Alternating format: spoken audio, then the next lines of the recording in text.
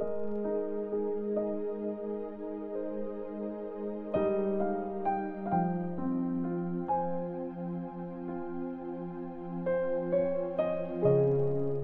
Timothy chapter 1.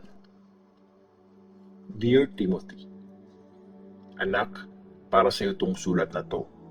Sana maayos ang lagay mo na e-experience mo ang sobrang kabaitan ng Diyos at ramdam mo ang awa ng Panginoon nating si Christ Jesus. Si Paul to, apostol ni Christ Jesus. Ang Diyos mismo ang pumili sa akin para i-preach ang buhay na pinangakong tatanggapin natin dahil kay Christ Jesus. Mga pasasalamat at encouragement.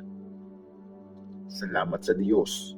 Sa Kanya ako nagsaserve ng may malinis na konsensya, gaya ng mga ancestors ko. Nagpapasalamat ako sa Kanya tuwing naaalala kita sa mga prayers ko, araw-gabi. Pag naaalala ko yung time na umiyak ka, namimiss kita. Gusto kitang makita para talagang maging masaya ako.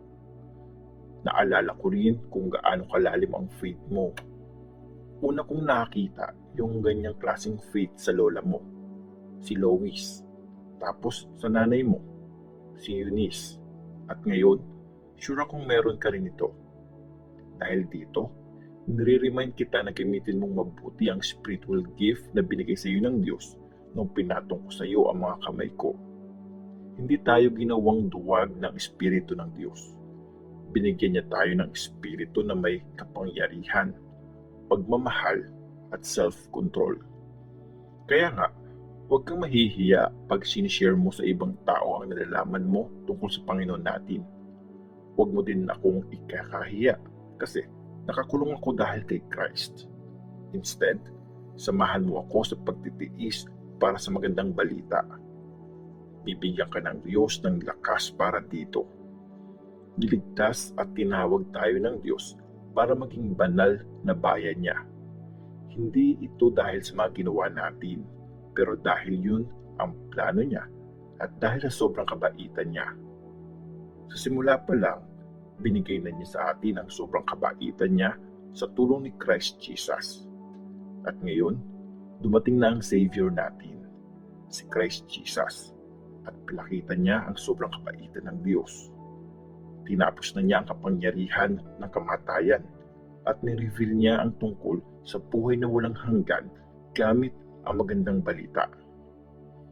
Inappoint ako ng Diyos para maging apostle at teacher at para i-preach ang magandang balita. At dahil dyan, kaya ako naghihirap ng ganito. Pero hindi ako nahihiya kasi alam ko kung kanino ako nagtitiwala at sigurado ako na kaya niyang ingatan hanggang sa huling araw ang pinagkatiwala ko sa Kanya.